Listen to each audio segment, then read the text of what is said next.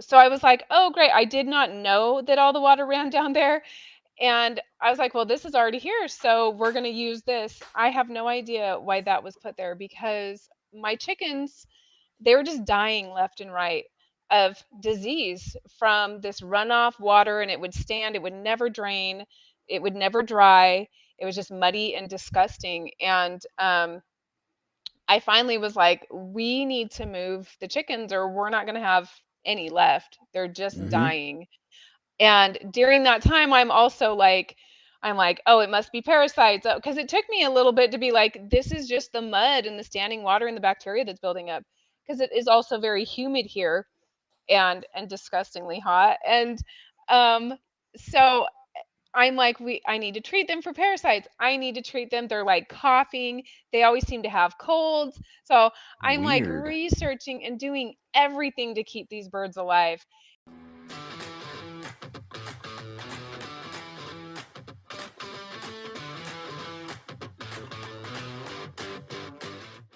This is the Farm Hop Life podcast. I'm Matt DeRozier. Tonight, my guest is Sophia Neeld of Honey Grove Homestead in Central Georgia.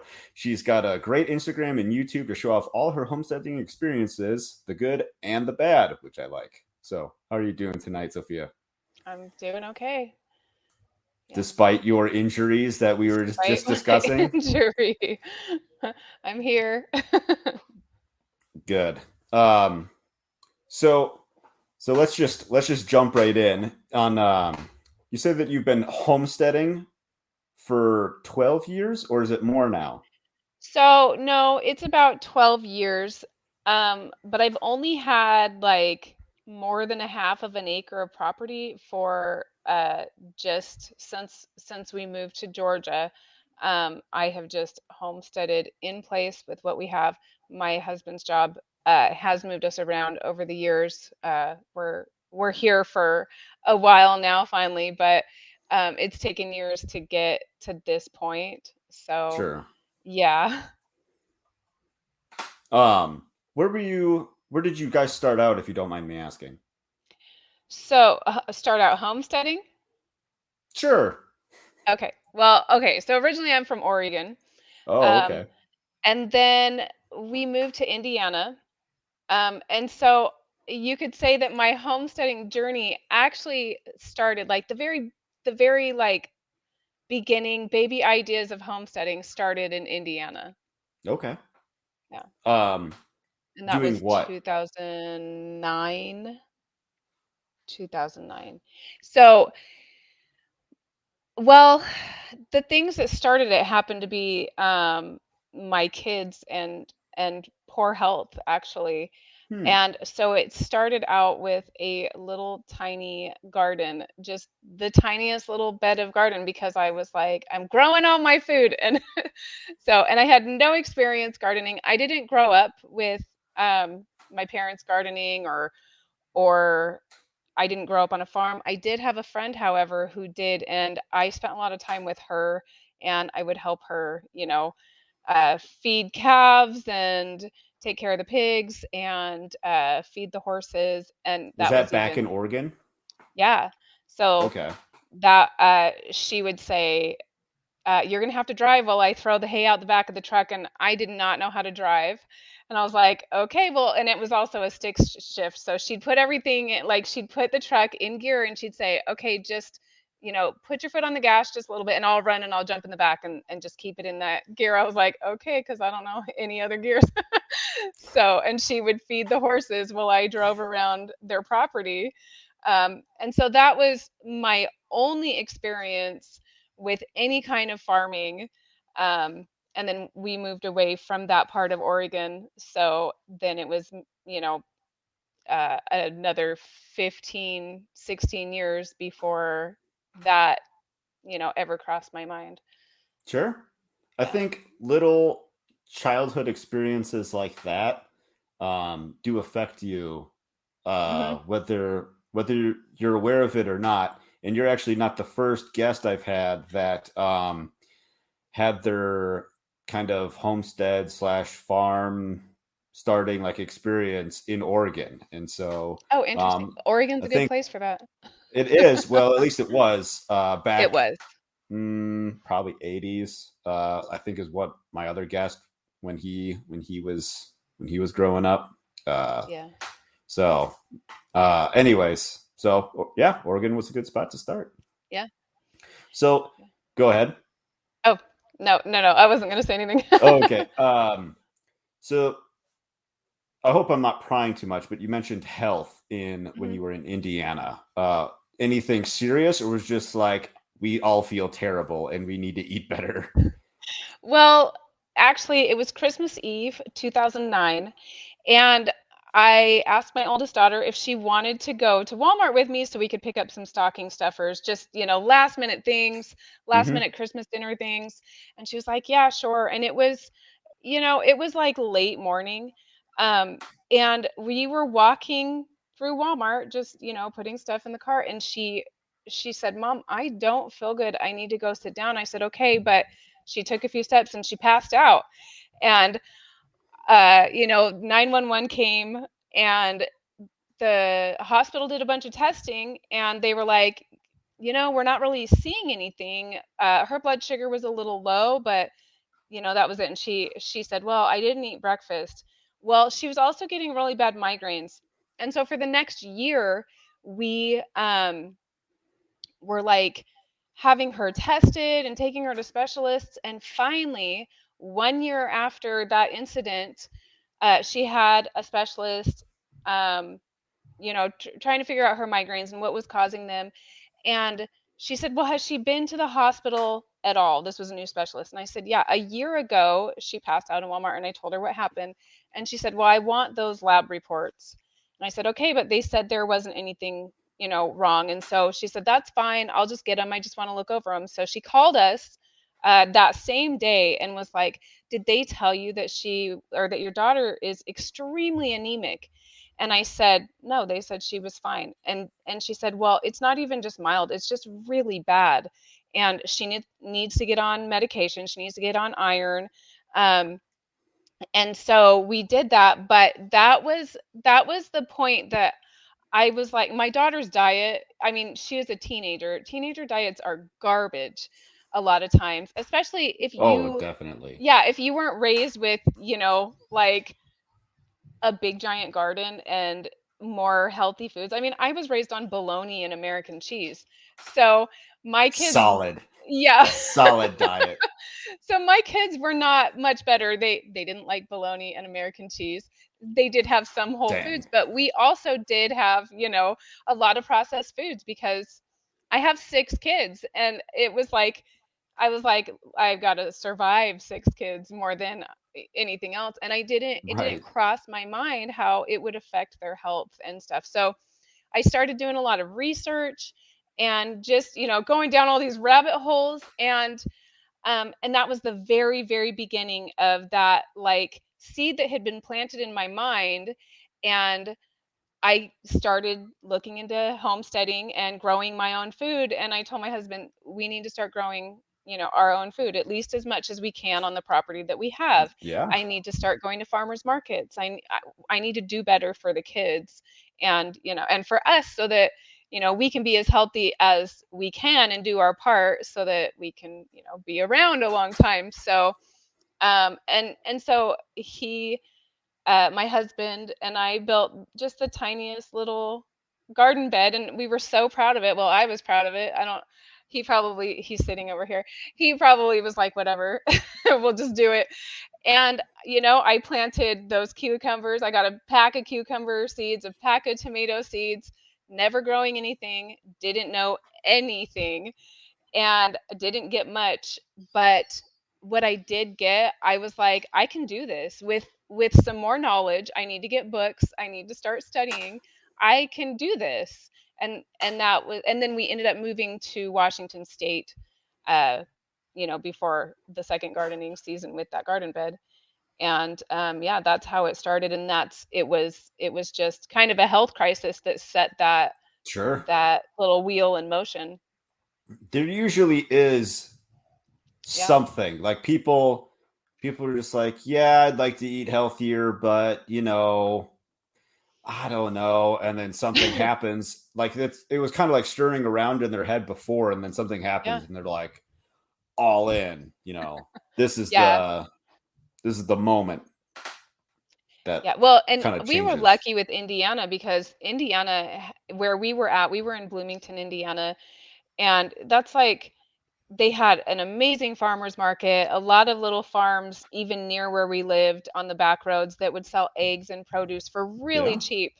And so I was able to start getting more stuff. And I think one of the first healthy meals I made was like a kale potato soup. It was disgusting. And my kids hated it and complained, but I was like, okay, but I'm going to keep trying. I'll just get better. So Yeah, just put some lemon juice on it or something. I know. Like, here's the salt, guys. Yeah, salt on salad. Yeah. Um, so so you've been at your Georgia property for only 2 years. What's Yep. it? How have you found the Georgia homesteading community to be? So I'm just now starting to find it. When we first moved here, I mean, it was COVID had just started. So it was really hard to meet people.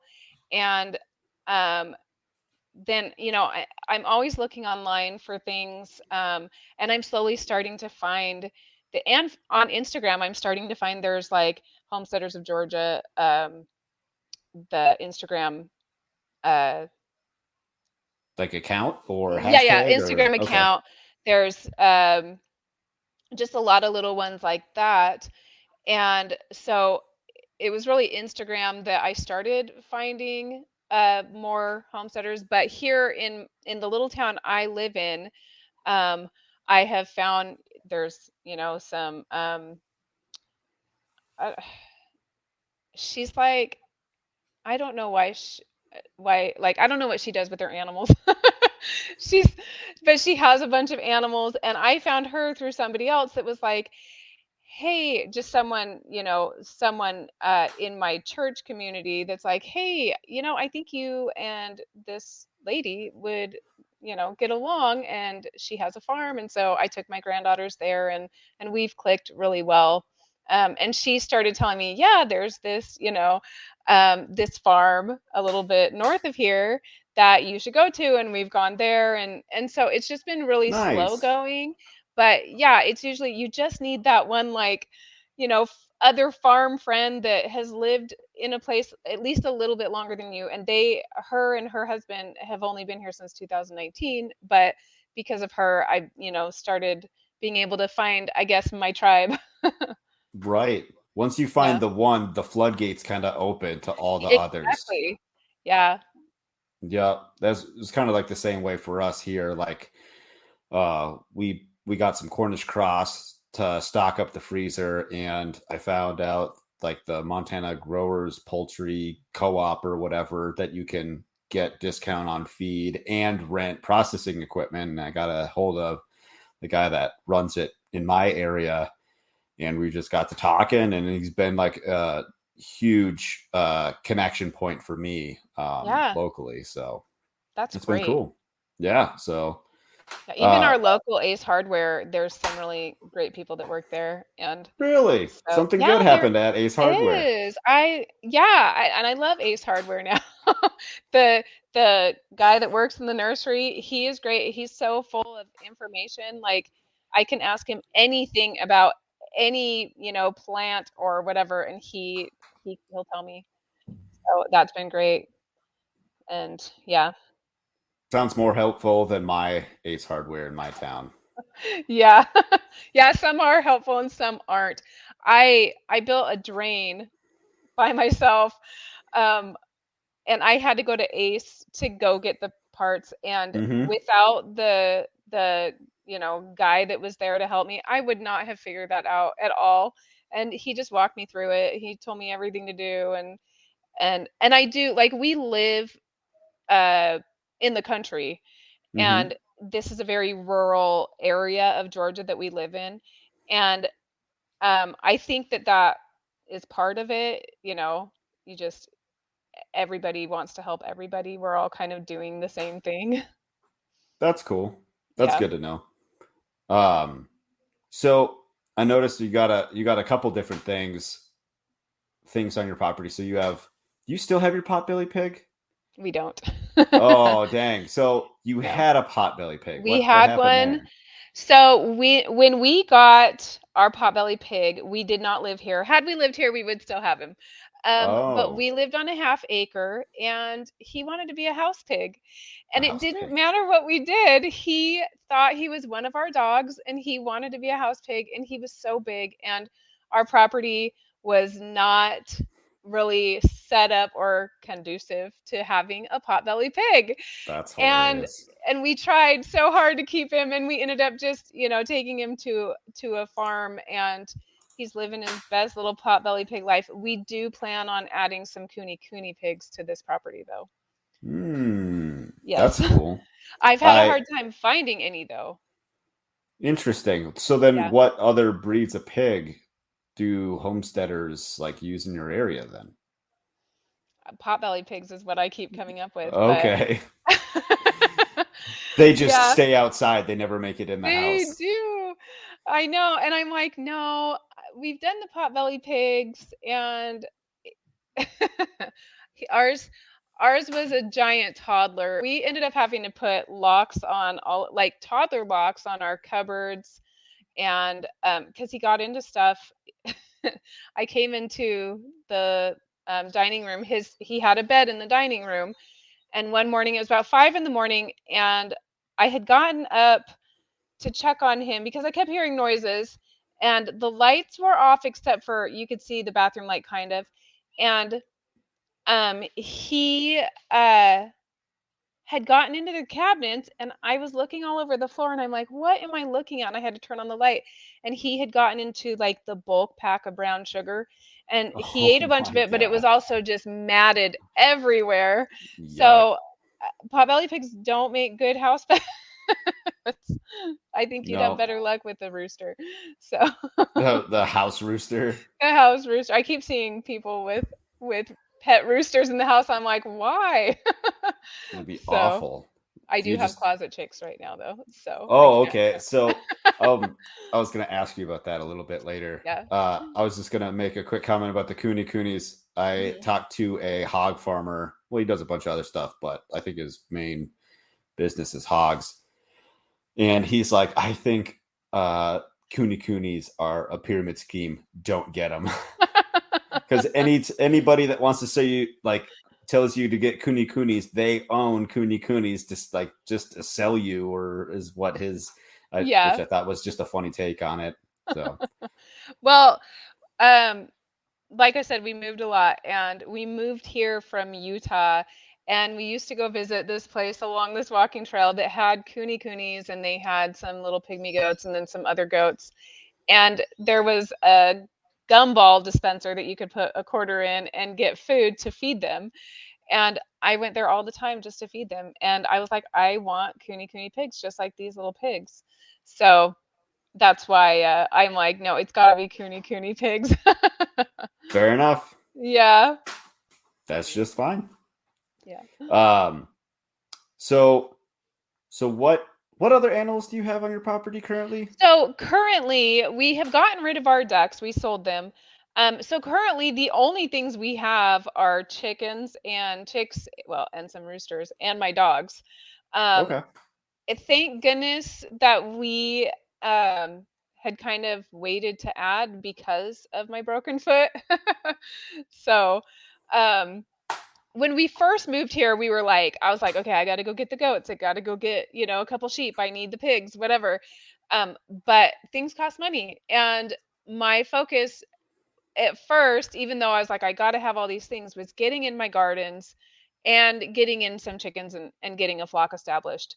And so, and we've had kind of a lot of health crises this year alone between this with my foot, and I have a son who's been sick off and on, and so and I was traveling a lot back and forth to Virginia and here because I do have a couple adult kids that live in Virginia, and I would go there to mm, help them. And so we were like, okay, some of these animals we just have to wait on until things calm down.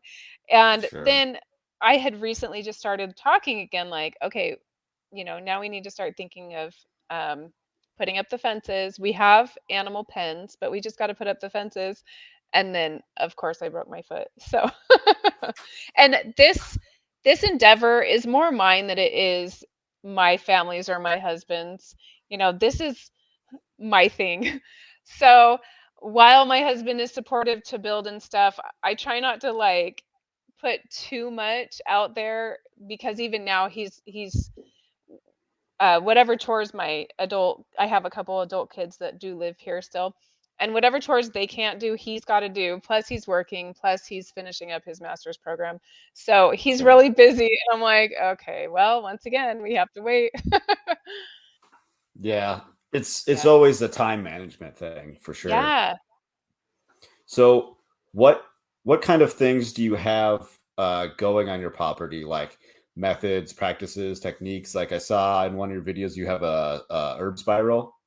I do. So, um, one of my interests since we moved here has become herbs, and it started off with that spiral, and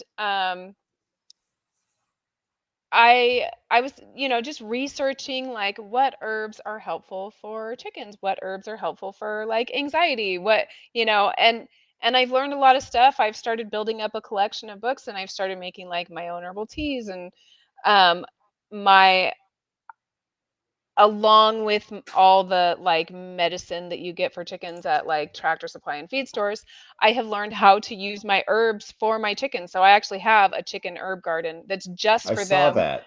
Yeah, um, because I am trying. There's a place for modern medicine, obviously, including for chickens and other livestock. But I'm really trying to keep my animals, and this is any future animals. This is also my dogs. This is all of them through more natural things such as herbs. So I do have my herb spiral that is actually part of the home herb garden. um, Last year I spilled a pack of basil in the garden. I I got so much basil. I was like, I don't know what to do with this all, but that spurred me even more. Like, oh my gosh, it grew so well. And in the past, I haven't had a lot of luck with most herbs in places that we've lived, but here, like everything I've planted is growing great. So, Nice. yeah, That's good. herbs is one of them. And honestly, like the only thing that I've really needed to get them to grow is to make sure they have a deep enough bed to grow in, a little bit of sun. It doesn't even seem to take a lot of sun, and I'm constantly adding, my chicken compost to them. So that's the method I use to grow my herbs. I also for like our garden we tried tilling. We went out, we bought a tiller. Tillers are expensive. If I'm sure every gardener, every farmer knows this, but we're Yeah. like, we're gonna till up everything, and then we did, and everything started to grow right back. And I was like, okay, this isn't gonna work long term. And so we started doing the no-till method, and that it works. You do have to like still keep up because I don't know if it's just Georgia or if this is everywhere, but Georgia weeds will go through they'll go through anything. I'm like there are layers of cardboard down and mulch and they're still coming up. So that's kind of a fight we've Dang. been having is weeds, but I still like the no-till method. Plus I've started doing more container gardening like out on my patio, just finding old wood and stuff on the property. When we moved to this property, there was so much material. Like we haven't had to buy any kind of fencing material for like our chicken yard and coop and stuff. We will have to buy fencing for when we add more animals. And we did buy some electric fencing for the garden and the orchard because of deer. Deer are just everywhere here. So Are you able to hunt them right on your property? I don't know. Maybe. Never I tried. mean, there's enough, and I'm always hearing gunshots, so I'm sure people do. Um, but we just haven't done it. Yeah. Um, so what what things have you tried that have worked well so far in all of your little in all your homestead happenings, I guess. Okay. So, and I talked about my chickens and herbs. So when we first Right. moved to this property, there was a pre-existing chicken coop and chicken yard. And it was at the very like bottom, I'm going to call it the bottom of the property because this is where all the water runs down to. It's the very back of the property. Kind of on a hill, just slightly. Like the house sits at the top, and then the driveway, curves down. The driveway is huge. It takes up a lot of space actually. And then, we've got the surrounding property. And so I was like, oh, great. I did not know that all the water ran down there. And I was like, well, this is already here, so we're going to use this. I have no idea why that was put there because my chickens, they were just dying left and right of disease from this runoff water, and it would stand, it would never drain, it would never dry. It was just muddy and disgusting. And I finally was like, we need to move the chickens or we're not going to have any left. They're just Mm-hmm. dying. And during that time, I'm like, oh, it must be parasites. Because it took me a little bit to be like, this is just the mud and the standing water and the bacteria that's building up. Because it is also very humid here and disgustingly hot. And um, so I'm like, I need to treat them for parasites. I need to treat them. They're like coughing. They always seem to have colds. So I'm like Weird. researching and doing everything to keep these birds alive. And so finally we had like when we moved here, there was a pole barn just sitting, and we don't really have anything to put in the pole barn at this point. And it's like up on a hill kind of. It's like off in the distance, but from our driveway and up. So I was like, we need to move the chickens either, up that this way or that way. And my husband said, well, why don't we use the pole barn and we'll just turn the whole thing into a chicken yard. We'll fence the whole thing off. We'll build a coop in it. And I was like, okay. And so that helped some, but because Georgia holds every chicken disease that has ever existed, things I never even knew were a thing, I was still struggling and like keeping them alive. And so I built up my, chicken pharmacy. But I started researching herbs for them, and they get a lot of herbs every single day. They get a lot of, I use a lot of apple cider vinegar, a lot of garlic. Garlic is something that I'm growing a ton of because I go through so much of it. And Hmm. that, the just the herbs and just keeping up on their health has been very successful, like just in that way. Um, Animal health is really important because they provide food for us, and without them, like that's one less food source. And so I do think it's Right. important that we are good stewards and do our best to take care of them. And my chickens now, they're healthy, and we have the least amount of bumblefoot. I mean, we were seeing bumblefoot weekly before all that. And so yeah, it's a method that I use. Um, you'll see people that are like, oh yeah, sometimes I give my birds oregano oil or whatever, and that's great. But that is also something I use almost daily is oregano oil. Plus they're eating as many fresh herbs as I have growing. And the good thing about Georgia, as humid as it is um, and stuff, herbs grow all year long here. And they like not all herbs grow, but you always have something that's growing. And anything that's not growing, you can, just go without that or do like Right. a dried version. So that's another thing is I plan on drying just tons and tons and tons of herbs. I would like to do, like a blend, just my little chicken herb blend to mix in with their food. It's so interesting to me how hard some people have to work just to keep their chickens alive. I I know. do almost nothing. Like Yeah. the the weirdest thing I think I've come across is that one of my chickens had the hiccups. Like I it I don't know what else it was. It wasn't like a cough, but it was just like bleh, bleh. Just like every Oh, like 5 seconds or whatever. It was super weird. yeah. Uh I think I got some video that I put up on Instagram, but Like, so it's wild to me, like, oh yeah, like we had mites, we had this, and like Yeah. I used to do, diatomaceous earth, but then they just started digging holes in the yard and then dusting themselves in that. And so I'm just like, Hmm. why bother? They got clean Yeah, water and clean food, that's clean good. nesting Yeah. boxes. Yeah, and I use diatomaceous earth regularly, and they do make their own dust baths. But yeah, my first chicken flock was in Washington. I didn't do anything to keep those birds alive, and they just stayed alive. And same, we moved to Virginia, and I had a huge flock there. I didn't do anything. That's Mm-hmm. that's why I was like, what's Merrick's disease? Like, what is sauerkraut? What are all these things that I have never heard of because I'd never dealt with them? Not, that was all. I just never dealt with them. Right. So, but Georgia is a very different place, and I am really trying to learn more so that when I do have livestock outside of my chickens, that I'm prepared for them as well, so that You're I'm like the not like chicken doctor now. Like yeah, I anything, have I've friends seen that it tell all. me, they're like, "Hey, what do I do for this?" I'm like, "Okay, this is what you do."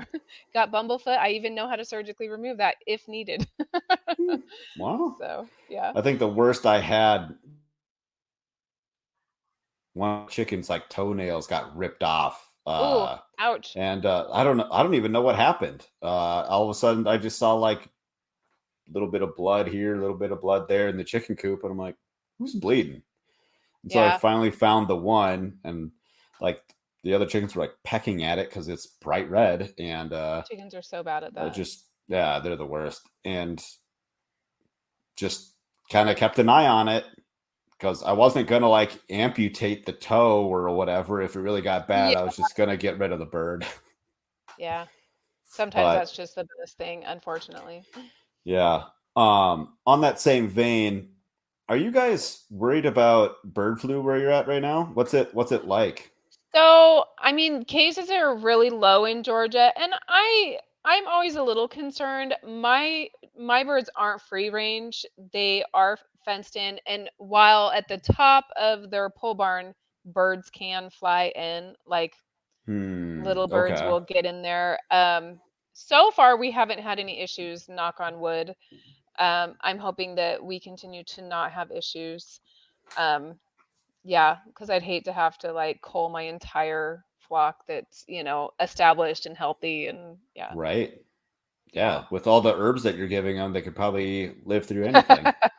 I know. Well, and I hear that the avian flu is almost 100% fatality, like even if you didn't put your flock down. And so, Hmm. yeah, it's probably better that if they did get them to put them down so they're not suffering. Not that it would, I mean, I hear that it can kill in hours. So, Wow. That yeah. was really fast. I see. I haven't really looked into it too much. Yeah, I Just I heard read about it. about it, and anytime I find or hear about a new thing like that could affect my chickens, I'm like, okay, now I need to research so that I know what to do.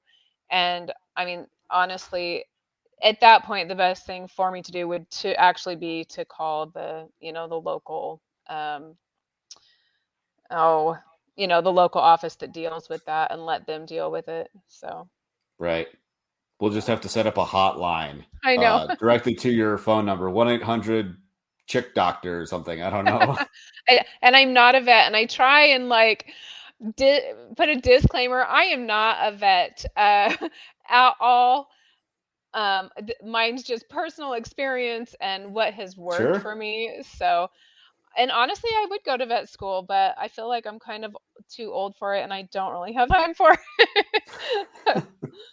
Let me So, teach you something. yeah.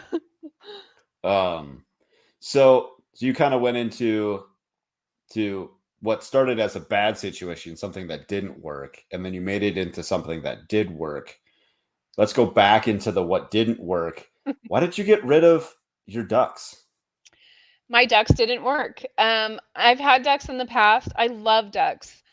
But in the past we just had a different setup. They were more free range, they had more open space, and because we cannot have them free range here, we've got too many hawks, too many coyotes.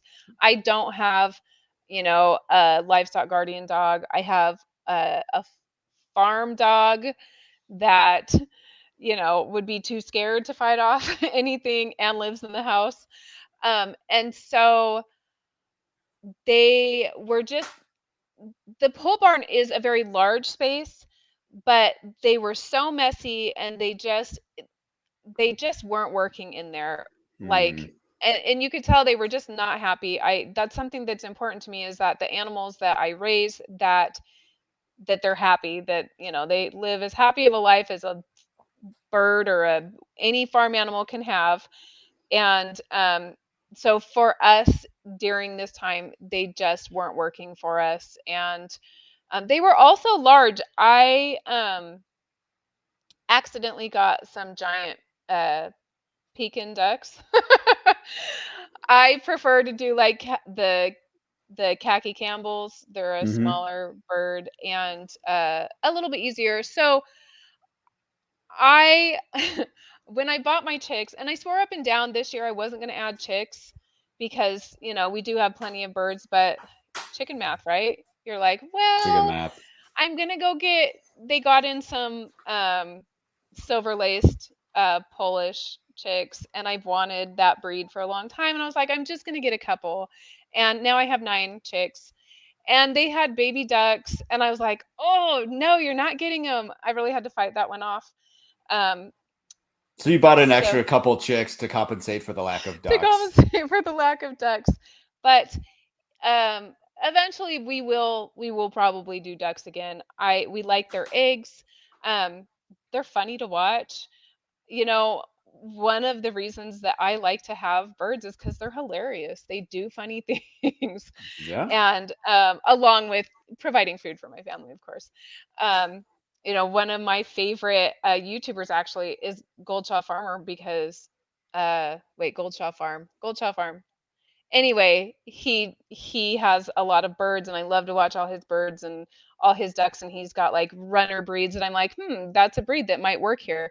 But so my particular ducks, it may have just been that particular breed of duck just wasn't going to work. They're too big, Sure. and I needed something smaller. But so for now, no ducks.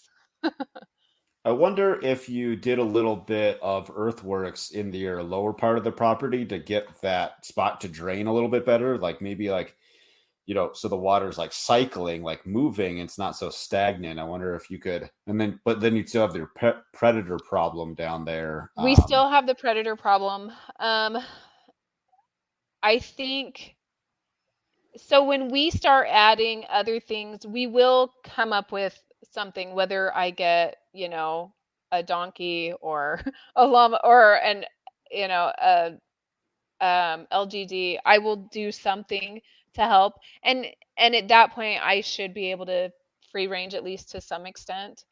Sure. Um, which I would love. I was talking to my neighbors, and they said the people that lived here before, they free ranged for a while, and then all of a sudden they, built that coop. And I was like, yeah, because there's 100 hawks to every tree around here. So there's a ton of hawks. Plus we have vultures here, which I did not know, and they're everywhere. I had an armadillo in my yard, and I don't know if it just died or if they killed it, but I had a whole swarm of vultures in my yard for a day and a half. And you know, Wow. from a distance they kind of look like black chickens. And I a lot of times I'll see them, I'll be like, "Ooh, a chicken." I'm like, "No, no, those aren't chickens. Don't stop and get them." I don't think it would go well. So, Probably not. yeah, Plus, plus vultures are pretty ugly. they are ugly. Yeah, pretty ugly. They're everywhere here though. There's some weird animals here. That's also been something new. I didn't even know armadillos were outside of Texas. I Just because Yeah. I'm not from the South. I had never been to the South until we came to close on our house. My husband flew out here to pick our Oh. house. So, yeah. What would you say? Like, what's been the biggest challenge in homesteading that you faced? What's been? What's been the biggest You challenge? know, up until yesterday, the biggest challenges have been, when you're trying to grow your own food, it feels like it's like three steps forward and two and a half steps back because such as your animals dying, or last year I planted tons of cabbage and tons of beans. My goal was to provide, like, to dry out my beans and to provide all my beans for my family for the year. And the deer got them the day before harvest, or I should say the night before harvest. The deer ate every single one of them. They annihilated all of them, and moths got to my cabbages, and they were so beautiful. All they needed was maybe another week and a half to 2 weeks, and I would have, been able to harvest Man, them. And so that's been one of the biggest challenges, is just fighting off, whether it's disease with animals or bugs or deer that just, it's why we now have the electric fence. They started like eating our orchard trees, which had just been planted the summer before, or in, because this will, let's see, when we hit August, that's our second year here, but our third August here. sure. And we got those trees like right when we moved here. It was the first thing we did. Everybody says, like, plant your orchard the second you can because it takes so long to grow. So we Right. did that, and yeah, the deer just started eating them, and I was like, oh my gosh. And I one day I just cried. I was like, I'm trying so hard, and we are almost where we need to be, and then we're not, and then we have to start all over again. I did end up getting a second, little bit smaller, like, bean harvest, so I didn't get Hmm. to provide all, everything for my family, but I did get to provide some, and I was able to do some like seed saving or bean saving, for this year, which is helpful. But yeah, just trying to, like, be able to eat your food and not have it be eaten or die, or whatever. That's been my struggle. Do you want to? I know it's only been a day, but do you want to talk about the struggle you've had with your broken foot? So yeah, this is the worst season to break any body part. Although if I was going to get to choose, I would have picked an arm because I need my Really? legs. Yeah. You can't, you can still walk around with your arm broke. But yeah, so because this is like the start of the season, and I I do the planting, and I do the majority of the weeding. My husband's like the builder, and he does that stuff. I care for the animals. Um, I water everything. I keep things alive, and uh, I'm stuck on the couch at least for 2 weeks until I get my cast off and get my boot on, and then I can scooter around a little bit. But um, yeah, just the second it happened, I was like, no, this is the worst time. This can't. I'm not accepting this. Like, I did not want to accept that I had just broke my foot, but my foot popped. It was pretty gross. So First thought, this hurts. Second thought, I have so much gardening to do. I know that was seriously how it worked. And I, you know, I I was on Facebook, and I just was like, "Hey, friends and family, I need a chicken wrangler for the year or for the season, and a good gardener. I need somebody to come out." So, but everybody works and has their thing going on, and um, but I have, like I said, a couple adult kids here, and my husband here, and they're pretty helpful. Like, when I need help, um, they'll they'll help. They might complain a little bit, but they'll still do it. But it is frustrating because I hate adding all these chores onto somebody else because it's a lot. It's a lot of work. Right. It's kind of Yeah. like you said, like it's your thing, it's your labor of love. Like it's hard Mhm. work, but it's rewarding, and it's just the thing that you like to do. It's not It necessarily is. their thing. It's not their thing, and um, especially my adult kids, like, they're like, no, mom, because I didn't start this when they were tiny. I started this when they were like, I think the youngest kids were in the third grade, and then the other four were in middle school and high school. So Mm. to them, they're just like, why do you want to work so much? They always ask me, why do you add work to yourself? I'm like, because this is important to me. And this is like, I have two little granddaughters now.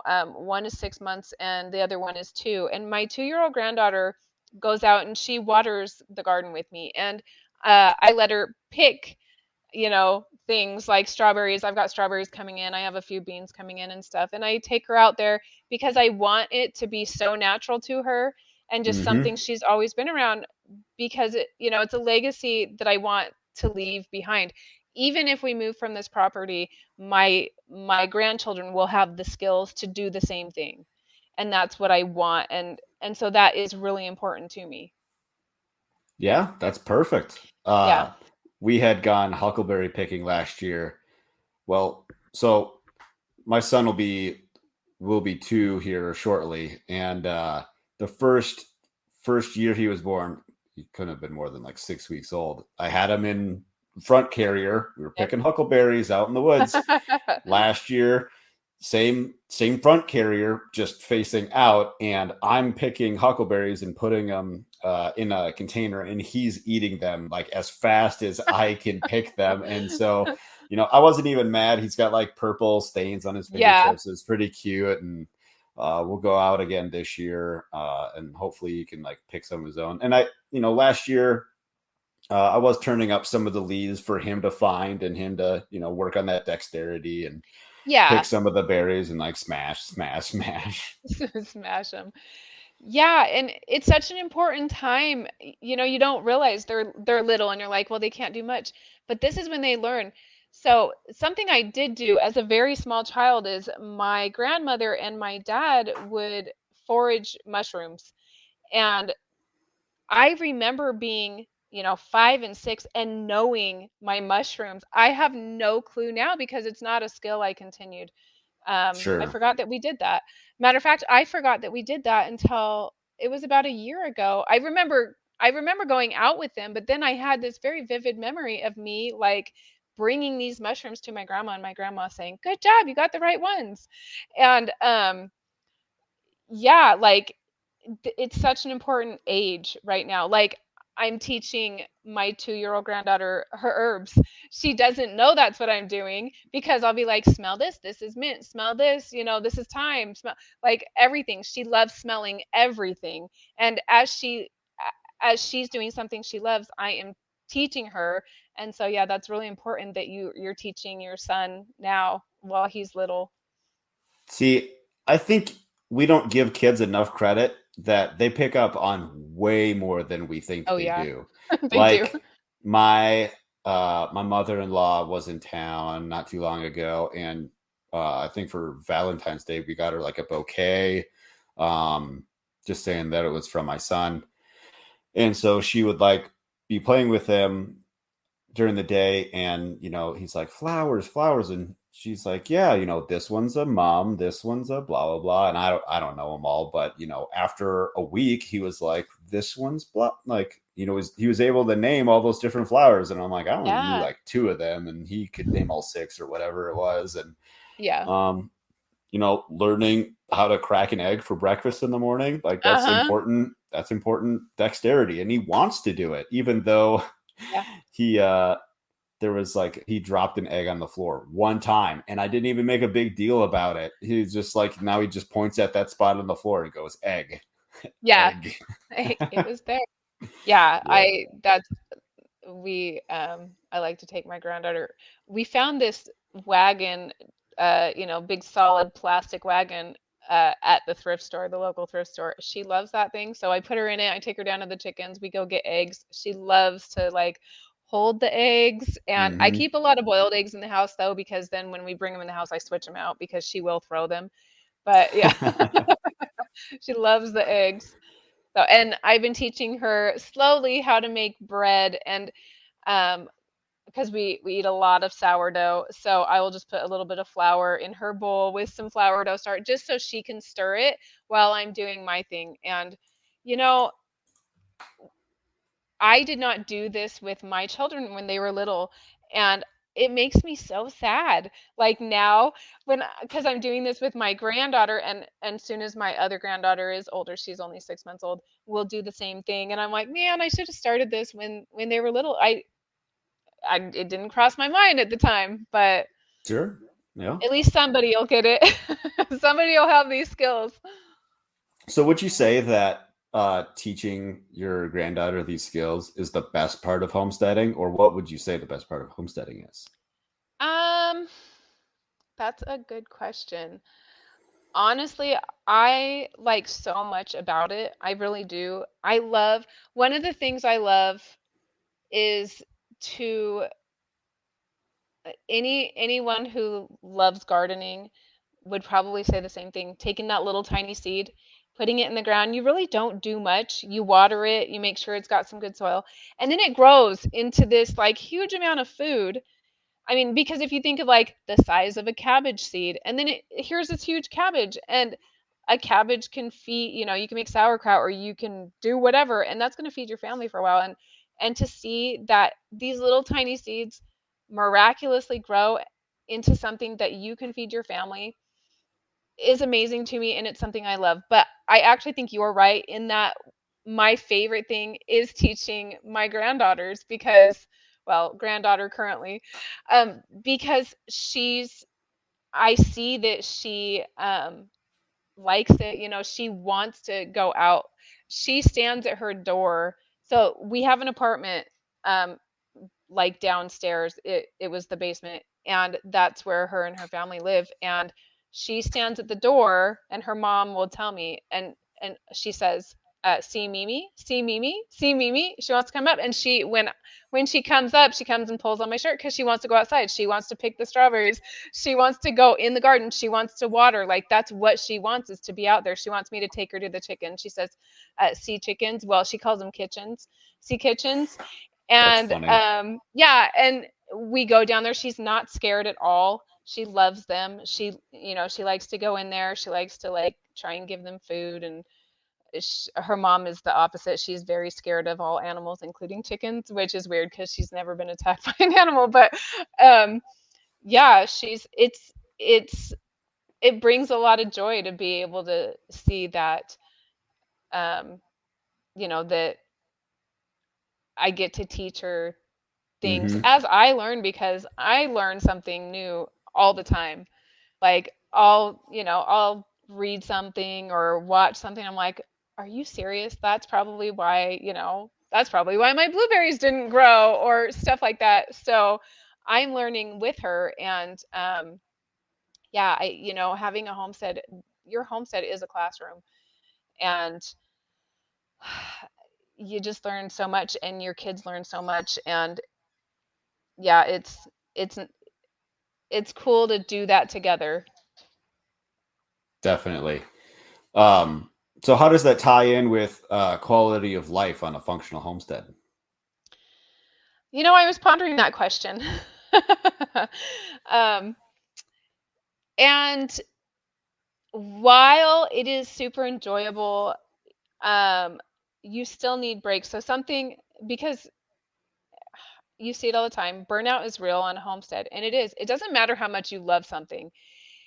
If you I don't know, like last summer is prime example. I don't know how many times I was ready to throw in the towel because we were fighting so many different things, uh, trying to grow our own food, and it seemed like we'd finally be almost where we were getting somewhere, and then three chicken died, and then you know our crops were being wiped out, and it's so frustrating. And so during those times, in order to keep going, you do need to take a break, or you need to get away, or um yeah, in order to I guess in order to uh continue to do it and love it, because you can keep doing something and keep doing something and keep doing something and not love it and get sick of it and hate it and do it because you feel like you're supposed to do it or Sure. you have to do it.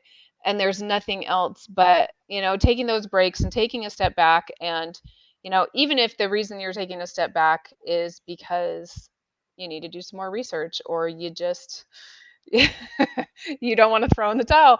Um, those breaks are important, and a break can be whatever you need it to be.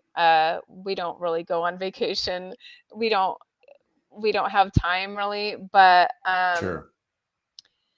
yeah, I like I had said, like this year I said I wasn't going to add chicks to our flock, because I really felt like, no, we spent so long getting this flock healthy that I was worried that, I was going to bring in, because you never know, birds you bring in, you never know if they've got something. And it is good that I keep mine in the house and then in the garage for the first, several weeks.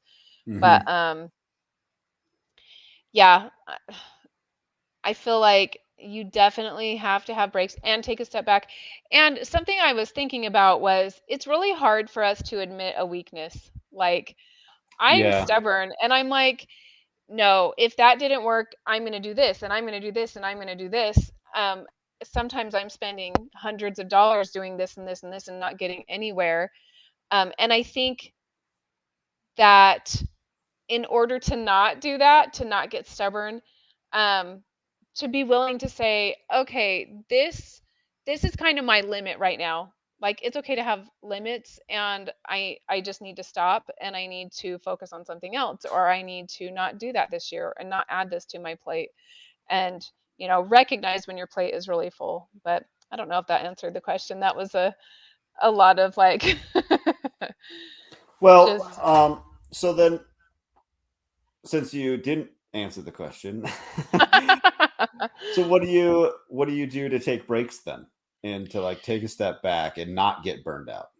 yeah, so I am really bad at not taking breaks, but usually I will just go do something for the weekend. And um, I sometimes I'll just say, you know what, whatever. My husband can feed the birds or water the garden or not. And no, he always feeds the animals. Um, but yeah, I will go to Virginia at times to see my kids. That's something I do. We can't do that together because someone always needs to be here. Right. But or currently we can't. I don't have a farm sitter. Like I said, I do have adult kids, and if I was going to leave for a day or two, they'd be okay. But they're not okay on their own for a week. Um, but yeah, so I do that. My husband, he had some family in town, and he went and did some stuff with them for a few days. Um, but yeah, sometimes just taking a break is just, you know, not leaving the house and binge watching something. Outlander is available, so that's something You and I will my be wife binge could watching. talk about that. I will not be watching Outlander. I love Outlander. Yeah, you have to pay for stars to get it, and so I was like, that's it. It's all available now. I'm watching it. I thought it was on Netflix. That's how she's been watching Mhm. it. Well, some of the first seasons are like the first four or five, but the new season is only available on Stars. Oh, So, okay. I hmm gotcha. but That's how they yeah, get you. so breaks can be whatever you need them to be, and and it is really hard to take a break. It is hard to take a break when or if you don't have someone to take your place on your property. That's, I see a lot of people on Instagram going on vacation, and I'm like, how? Like, how do they do that? Right. But I interviewed a couple that runs a pretty decent vegetable operation up in Wisconsin, and every year they take a 1 month trip to Mexico to like just yeah, kind of, I guess, kind of, wind down after a busy season, and yeah, it then makes kind of sense. get their energy back for the upcoming season. So, you Yeah, know, that's crazy to me that they're able to pull that off, but good for them. That's really cool. yep, Um, but I mean, it makes sense. Vegetables are pretty seasonal in Wisconsin, so it's not like you short know, season there in Wisconsin. yeah, Uh, they use like high tunnels and oh, okay, stuff like that. So, That's good. Yeah. Um, so should everyone be growing at least some of their own food? Yes. If they are capable. Like I know there's, people out there that they're just not able to do it for whether it's like health or age or whatever. But if you're capable, yeah, I do believe so. Um, I just read something, I can't remember if I was on Facebook or Instagram, that was like if everybody grew one crop, we could all share our crops and food would be, free. And to an That would be extent, something. that's true because if you live in a close community and everybody's growing something and you guys are just trading with each other, then yeah, that would make such a huge difference in just our food system. And this year I was really paying attention to how many recalls there were on food. It was disgusting. Like that, you're supposed to feel some comfort when you go to the grocery store and you're buying food. You're like, okay, the USDA approved this or check this. And then you're like, oh no, my husband got food poisoning last August from onions. There was that big onion recall and he got sick from it. And he was severely sick. And It's I terrible. it is terrible. And that is just one of the many reasons that if you're capable of growing anything, even if you have a windowsill, if you have a porch, I have a daughter and her husband that live in Virginia. They have a balcony. And I'm like, you guys, you need to grow stuff. And I took a bunch of, just stuff, seeds and grow bags and stuff to them so that they could have a little garden, which they are interested in. And actually, my daughter's husband was like, we're doing it, and planted a bunch of stuff. And Good for and him. I That's awesome. I think it's so awesome, and I think that everybody should do something. Even if all you can grow is your herbs, grow your Sure. herbs. Like everybody can do something. And, and then what am I trying to say? If you can do farmers markets and if you have friends and family that grow, like help them in their garden and share or, and get paid through food, help them with their animals, something. My whole family, when we lived in Washington, would help this lady on a horse farm so that we could have manure for our garden. And I just think, you know, there's always some way to get fresh food and yeah, grow what you can if you can. Yeah. My thing is like if you just don't want to garden, like you just don't want to put in the time, Mhm. that's fine. I can understand that. But go connect with some neighbors or somebody you like, go find somebody that Yeah. does have a garden and will give you extra zucchini. It's just like isn't there like a joke like give your neighbor a Yeah. zucchini day or something like that, like just like Yeah. and, and so like give a crap about your food, because if you can get food poisoning off of onions, like Yeah. it always seems to be salad. It's like Uh-huh. We don't buy it's salad just bags anymore. We're like, no, we don't need no, that. We it's don't need always to. salad. It is always my husband. He's like, never buy romaine lettuce. Don't buy it. I'm like, oh, I'm not buying it because it's dangerous. Yeah. You don't know anymore. And Yeah, triple washed my butt. Like, yeah, it's true. I feel so much yeah, safer with the things I grow than, wasting money on grocery store produce. right. So, what would you tell people that want to get started? It's probably just the normal answer you get. It's so cliche. Just start. Just, go. Now, I just said it's not very safe to buy grocery store produce, but go to Walmart or whatever and buy a basil plant. Start with that. Just start.